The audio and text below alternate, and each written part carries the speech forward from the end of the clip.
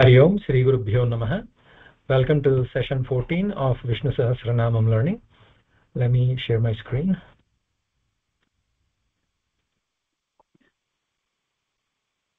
Let's begin with our prayers.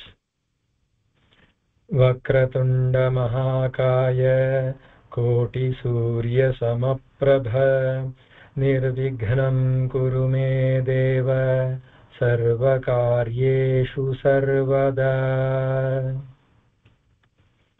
Narayanam Namaskritya Naram Chaiva Narottamam Devim Saraswatim Vyasam Tato Jayamudirayet.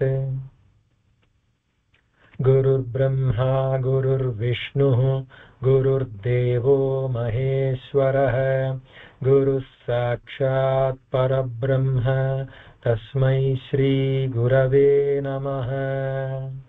Please repeat after me. Om Sahana Bhavatu Sahanau Bhunaktu Saha Viryam Karavavahai Tejasvinavadhitamastu Ma Vidvishavahai. Om Shanti Shanti Shanti. Please pardon me, you were supposed to repeat after me. Let's do it again. Om Sahana Bhavatu Sahanau Bhunaktu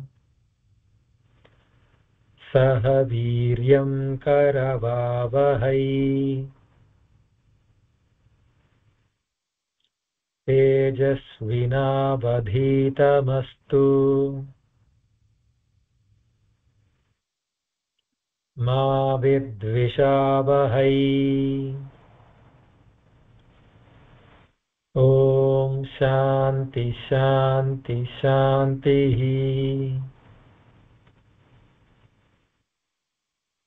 Excellent. Now let's get started with the current session. First, let us review what we have learned in the previous session, the 13 slokas that we did yesterday. Anyone wants to volunteer to chant the slokas? I can volunteer. Please go ahead, Ushaji. Okay. We'll start. Vedantako brahmanastyat kshatriyo vijayi bhavet vaishyo dhana samruddhasyat shuddha sukhamavapnuyat dharmarthi prapnuyat dharmam artharthi chartamapnuyat kama navapnuyat kami prajarthi prapnuyat prajam bhaktiman yasadotaya suchis tadgata manasah sahasram vasudevasya namnam etat prakirtayet yasah swapnoti vipulam ज्ञाति प्राधान्यमेव च अचलां श्रियम् आप्नोति श्रेयः प्राप्नोति अनुत्तमम् न भयं क्वचित् आप्नोति वीर्यं तेजश्च विन्दति भवत्यरोगो धृतिमान् बलरूप गुणान्वितः रोगातो मुच्यते रोगात् बद्धो मुच्येत बन्धनात् भयान् मुच्येत भीतस्तु मुच्येत आपदः दुर्गान् यतितरत्यासु पुरुषः पुरुषोत्तमम् स्तुवन्नाम सहस्रेण नित्यं भक्तिसमन्वितः वासुदेवाश्रयो मर्त्यो वासुदेवपरायणः सर्वपापविशुद्धात्मा याति ब्रह्म सनातनम् न वासुदेव भक्तानाम् अशुभं विद्यते क्वचित् जन्म मृत्युजरा व्याधि भयं नैवोपजायते इमं स्तवम् अधीयानः श्रद्धा भक्तिसमन्वितः युज्येत आत्मा सुख शान्ति श्रीधृति स्मृतिकीर्तिभिः न क्रोधो न च मात्सर्यं न लोभो नाशुभा मतिः भवन्ति कृतपुण्यानां भक्तानां पुरुषोत्तमे द्यौ सचन्द्रार्कनक्षत्रकं दिशो भूर्महो दधिः वासुदेवस्य वीर्येण विधृतानि महात्मनः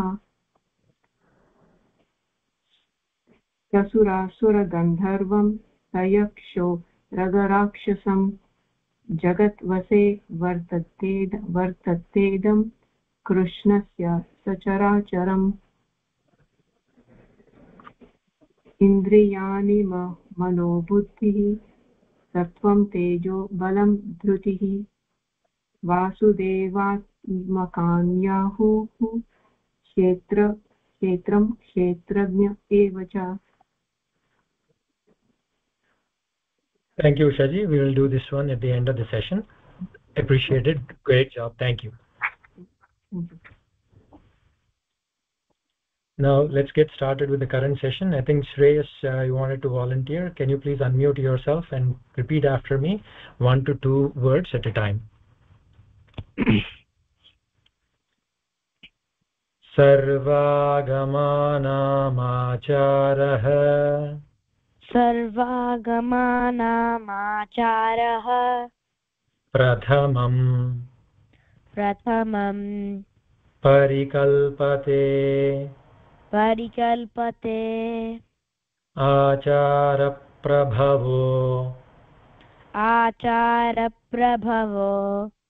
धर्मो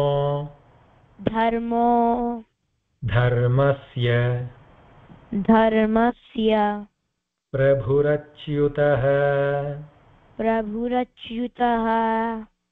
again सर्वागमानामाचारः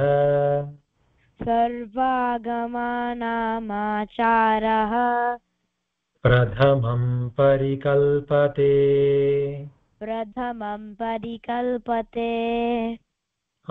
आचारप्रभवो धर्मो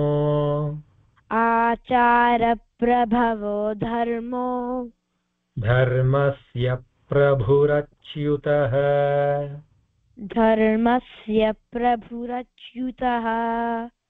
full sentences now सर्वागमानामाचारः प्रथमं परिकल्पते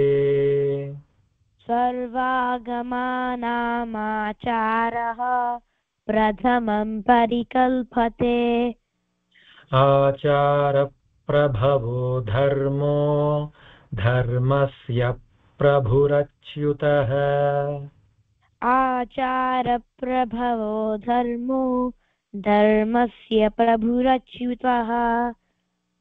Excellent. Moving to the next one. ऋषयः पितरो देवा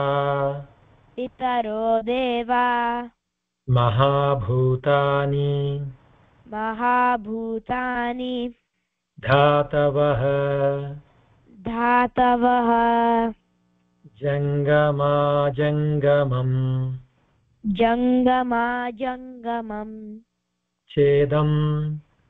छेदम्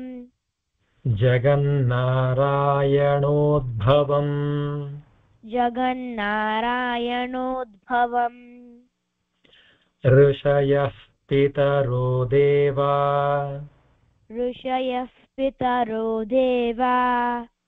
महाभूतानि धातवः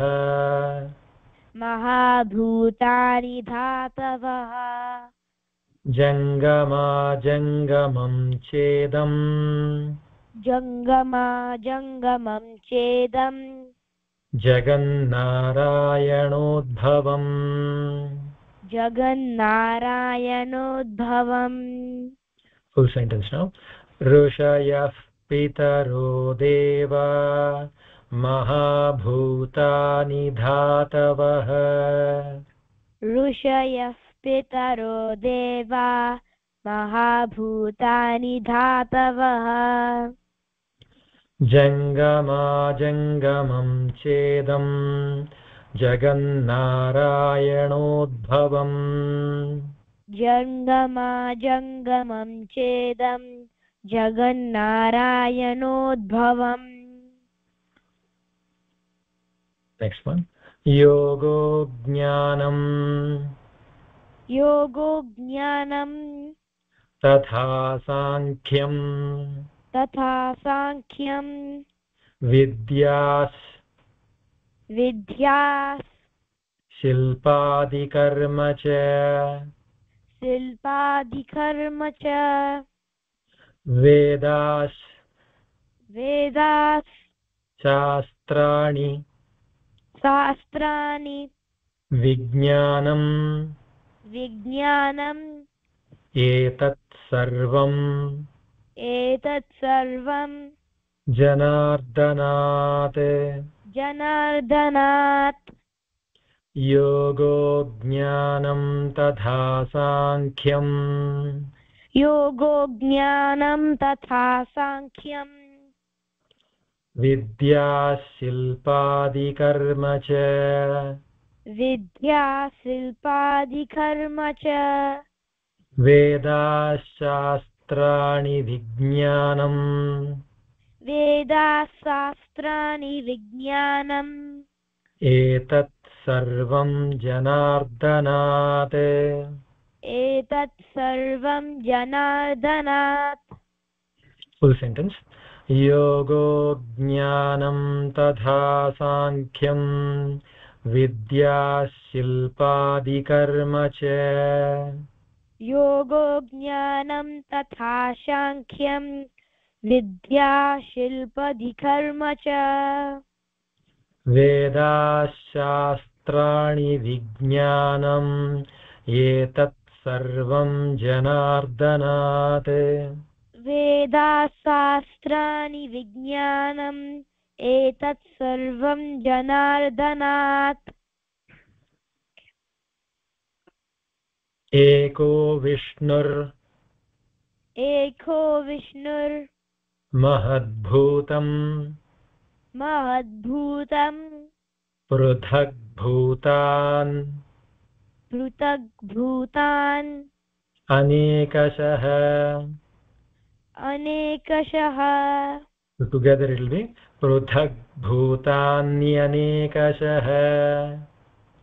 पृथग्भूतान्यनेकशः त्रीं लोकान्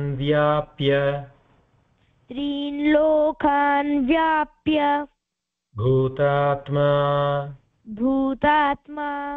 भुङ्क्ते विश्वभुगव्ययः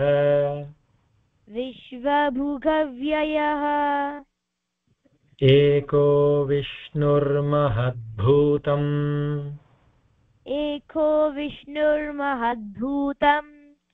पृथग्भूतान्यनेकशः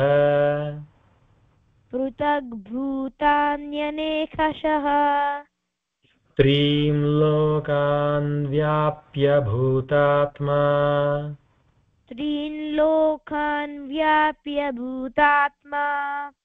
भुङ्क्ते विश्वभुगव्ययः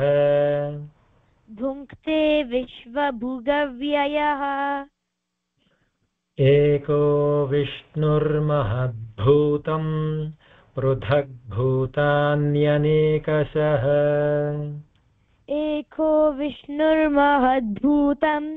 पृथग्भूतन्यनेकशः त्रीं लोकान् व्याप्य भूतात्मा भुङ्क्ते विश्वभुगव्ययः त्रीन् लोकान् व्याप्य भूतात्मा भुङ्क्ते विश्वभुगव्ययः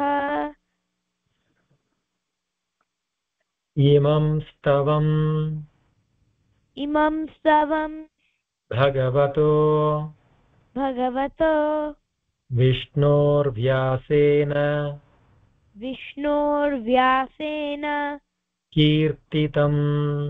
कीर्तितं पठेद्य इच्छेत् पुरुषः श्रेयः प्राप्तुं सुखानि च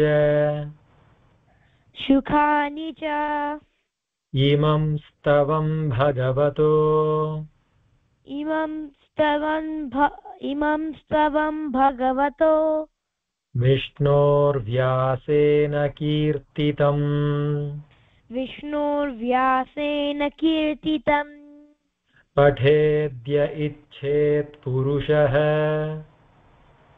पठेद्य इच्छेत् पुरुषः श्रेयः प्राप्तुं सुखानि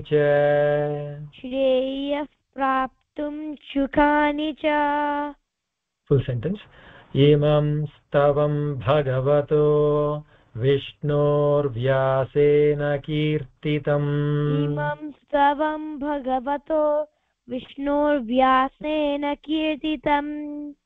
पठेद्य इच्छेत् पुरुषः श्रेयः प्राप्तुं सुखानि च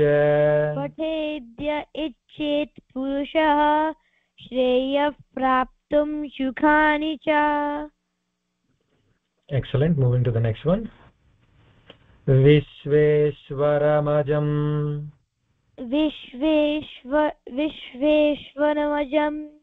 देवं जगतः प्रभवाप्ययम् भजन्ति ये पुष्कराक्षं न ते यान्ति पराभवम् न ते यान्ति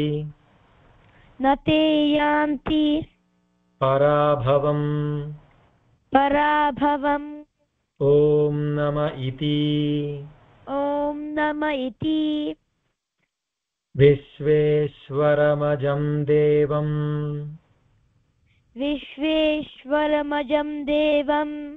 जगतः प्रभवाप्ययम्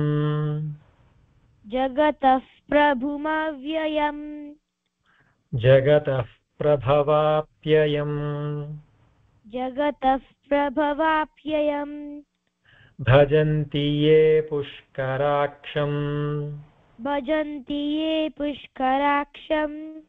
न ते यान्ति पराभवम्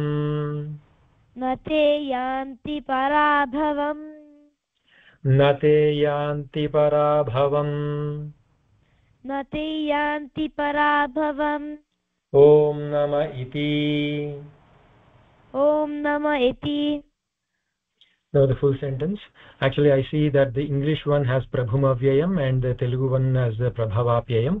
So this time, both are interchangeable. Like, you know, they're both the versions. Let's do the Prabhumavyayam this time, okay? Vishveshwaramajam devam jagatah prabhumavyayam.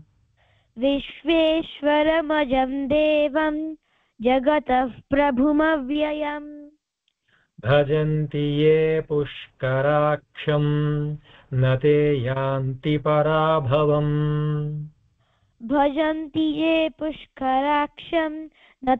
यान्ति पराभवम् न ते यान्ति पराभवम् ॐ नम इति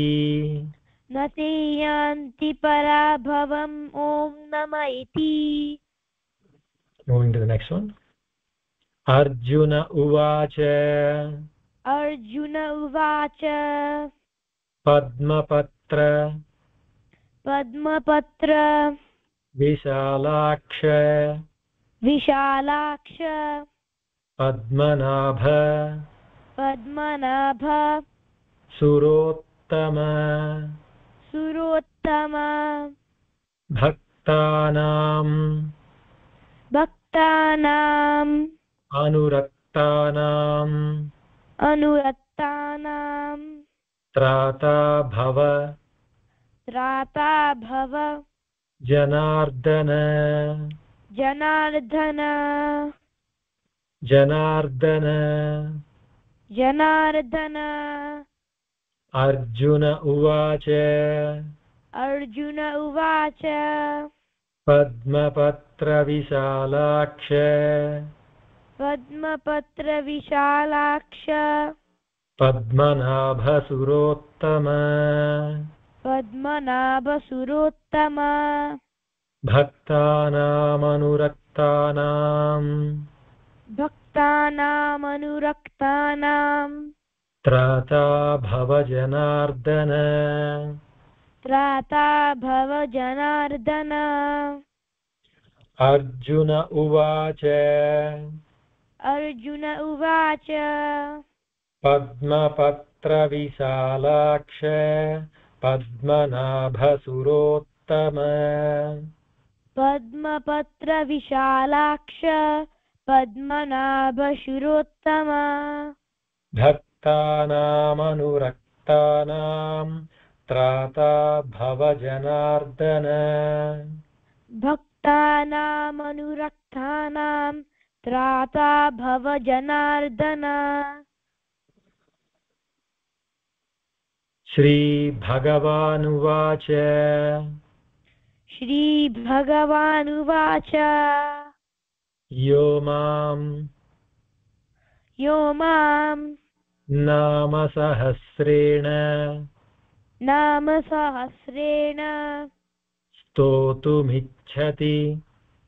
स्तोतुमिच्छति पाण्डव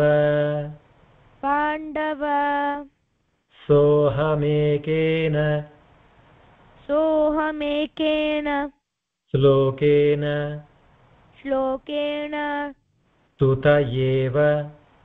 स्तुत एव न संशयः स्तुत एव न संशय ॐ नम इति again श्रीभगवानुवाच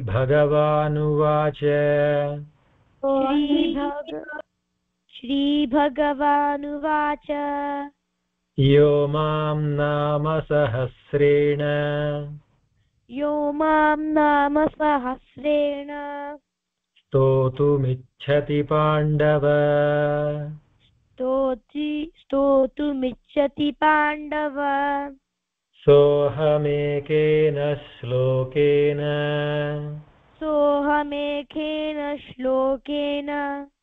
स्तुत एव न संशयः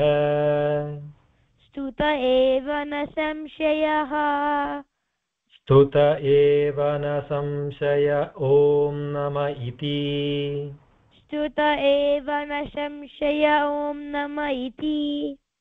full sentences now श्रीभगवानुवाच यो मां नामसहस्रेण स्तोतुमिच्छति पाण्डव यो मां नामसहस्रेण स्तोतुमिच्छति पाण्डव सोऽहमेकेन श्लोकेन स्तुत एव न संशयः सोऽहमेकेन श्लोकेन स्तुत एव न संशयः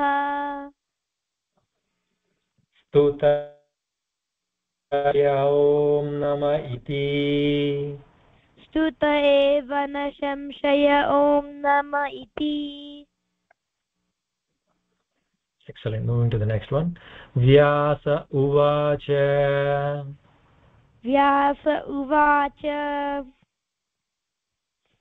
वासनाद् वासनाद् वासुदेवस्य वासुदेवस्य वासितं वासितं भुवनत्रयम् भुवनत्रयम् सर्वभूत सर्वभूत निवासोऽसि निवासोऽसि वासुदेव वासुदेव नमोऽस्तु ते नमोऽस्तु ते श्रीवासुदेव श्रीवासुदेव नमोऽस्तु ते नमोऽस्तु ते ॐ नम इति ॐ नम इति व्यास उवाच व्यास वासनाद्वासुदेवस्य वासनाद्वासुदेवस्य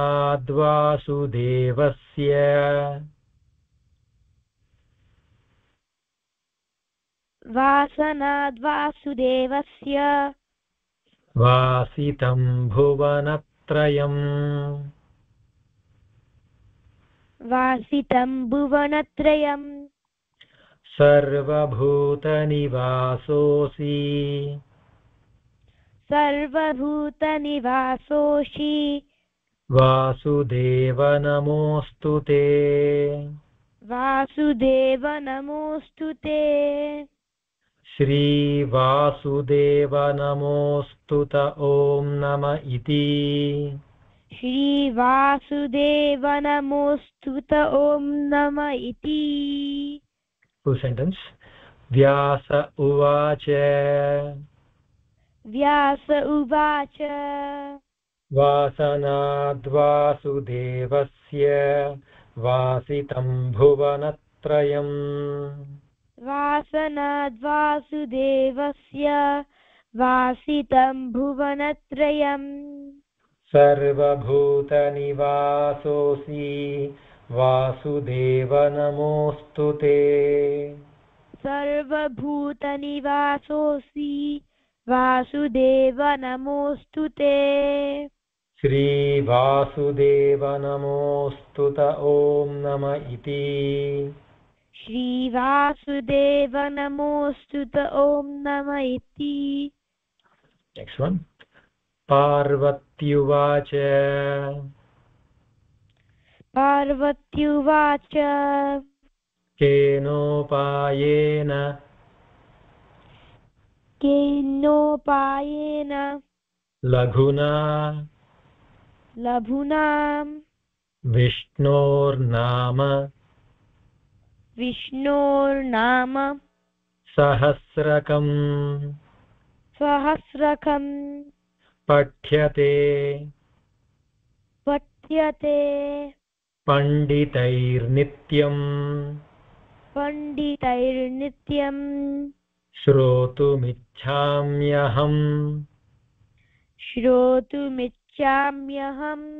प्रभो पार्वत्युवाच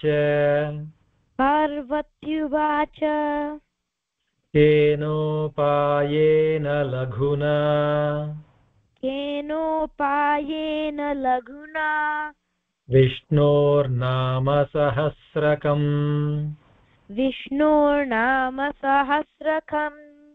पठ्यते पंडितैर्नित्यम्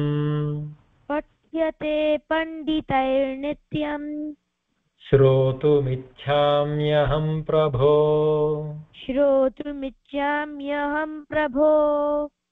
Now the full sentences. पार्वत्युवाच केनोपायेन लघुना विष्णोर्नाम सहस्रकम्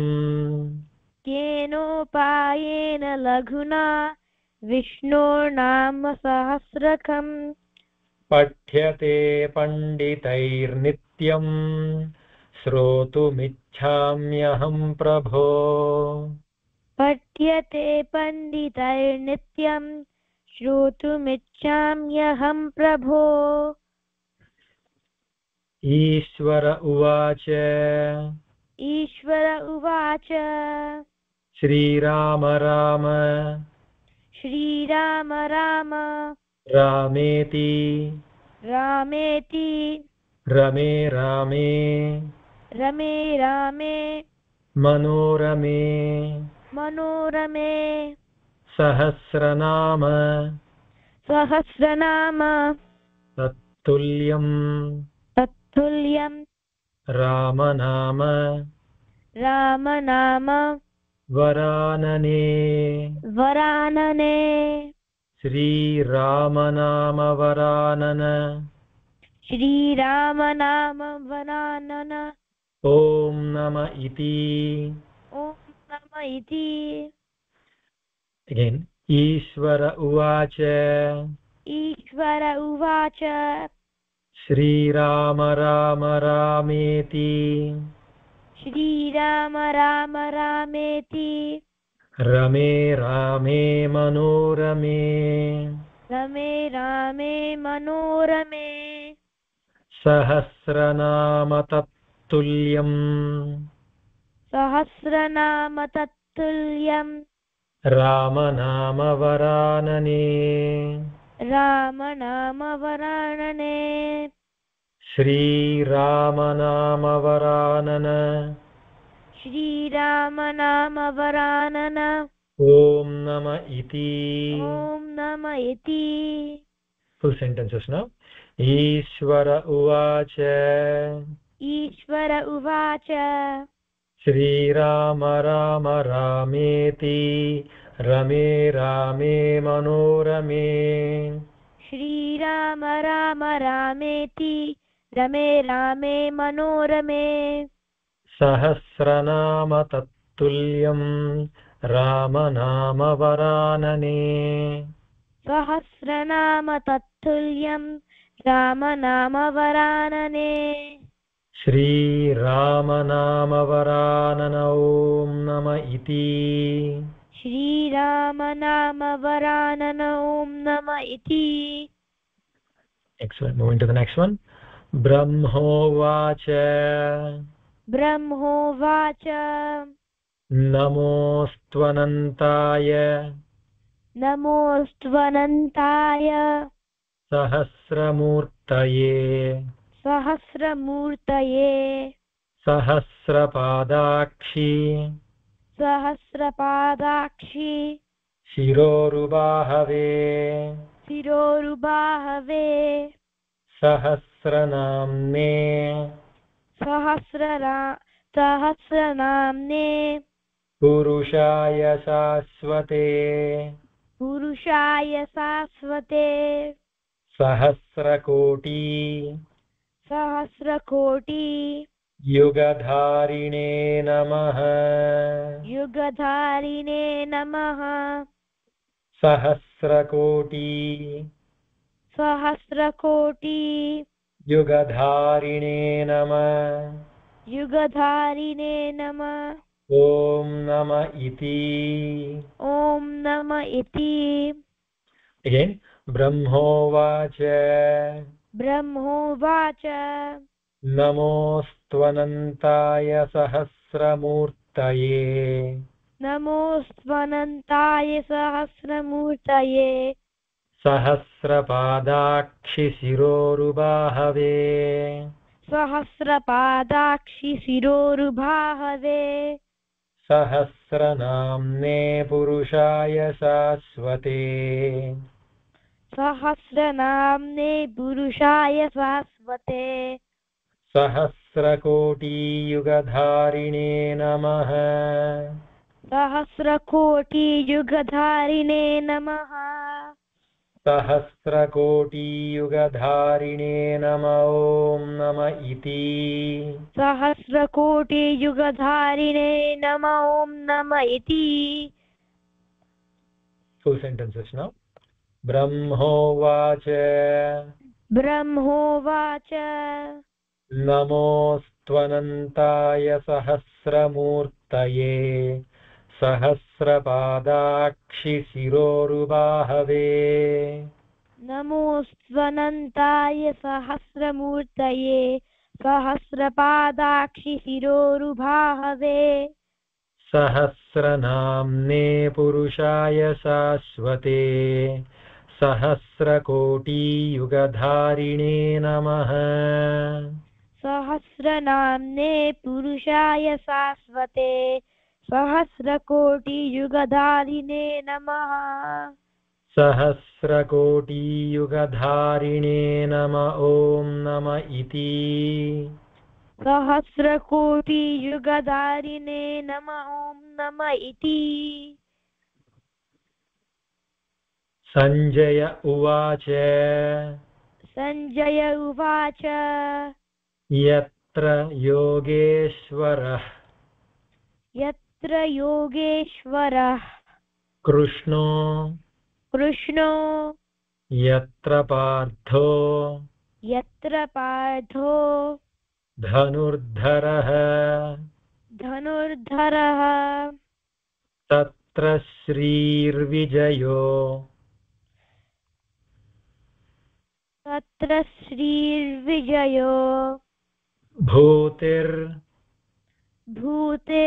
भूतिर्ध्रुवा नीतिर्मतिर्ममः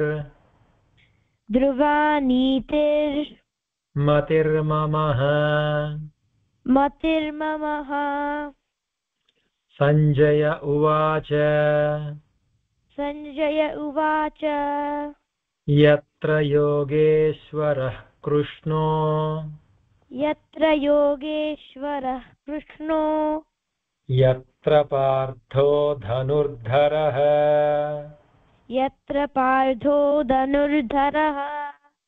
तत्र श्रीर्विजयो भूतिर्ध्रुवा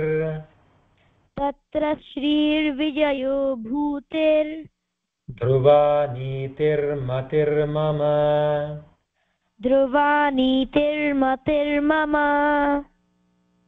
Full sentence now. Sanjaya uvacha yatra yogeshwarah krishno yatra partho dhanurdharah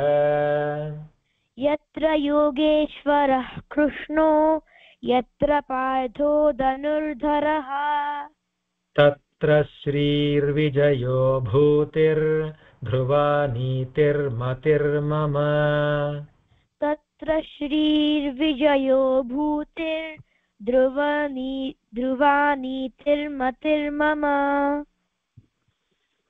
Excellent work.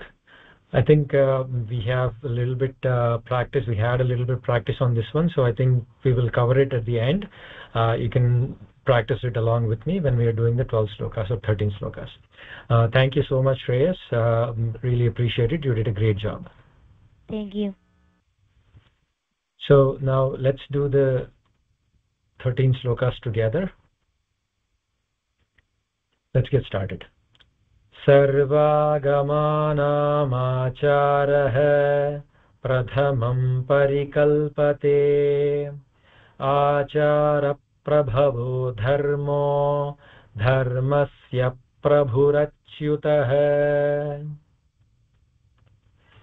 ऋषयः पितरो देवा महाभूतानि धातवः जङ्गमाजङ्गमं चेदं जगन्नारायणोद्भवम्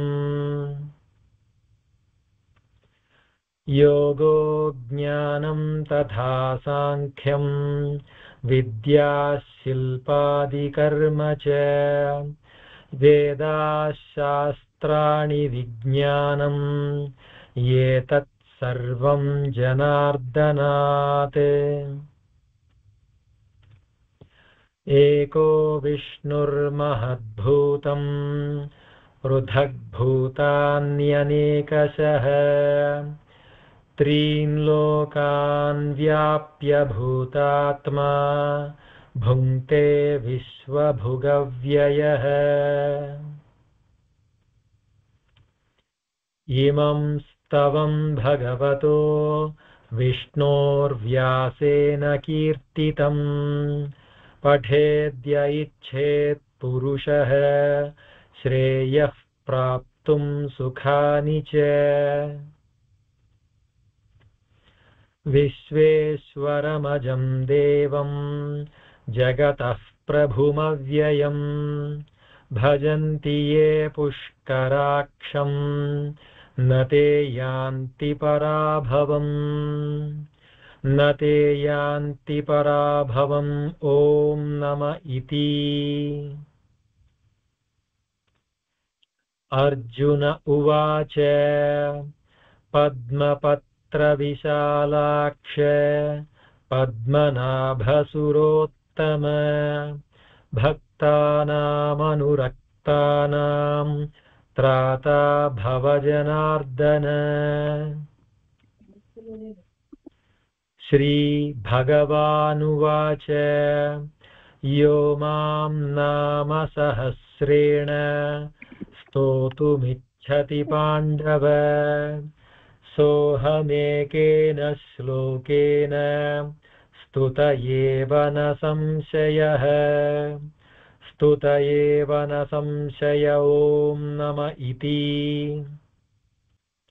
व्यास उवाच वासनाद्वासुदेवस्य वासितं भुवनत्रयं सर्वभूतनिवासोऽसि वासुदेव नमोऽस्तु ते। श्रीवासुदेव नमोऽस्तुत ॐ नम इति। पार्वत्युवाच केनोपायेन लघुना विष्णोर्नाम सहस्रकम् पठ्यते पण्डितैर्नित्यम् श्रोतुमिच्छाम्यहं प्रभो। ईश्वर उवाच श्रीराम राम रामेति रमे रामे मनोरमे सहस्रनाम तत्तुल्यं रामनाम वरानने। श्रीरामनाम वरानन ॐ नम इति। ब्रह्मोवाच नमोऽस्त्वनन्ताय सहस्रमूर्तये सहस्रपादाक्षिशिरोरुबाहवे सहस्रनाम्ने पुरुषाय शाश्वते सहस्रकोटियुगधारिणे नमः सहस्रकोटियुगधारिणे नम ॐ नम इति। संजय उवाच यत्र योगेश्वरः कृष्णो यत्र पार्थो धनुर्धरः तत्र श्रीर्विजयो भूतिः ध्रुवा नीतिर्मतिर्मम। यदक्षरपदभ्रष्टं मात्राहीनं तु यद्भवेत् तत्सर्वं क्षम्यतां देव नारायण नमोऽस्तु ते। विसर्गबिन्दुमात्राणि पदपादाक्षराणि च न्यूनातिचातिरिक्तानि क्षमस्व पुरुषोत्तम। ॐ शान्ति शान्ति शान्तिः। सर्वं श्रीकृष्णार्पणमस्तु। श्रीगुरुभ्यो नमः।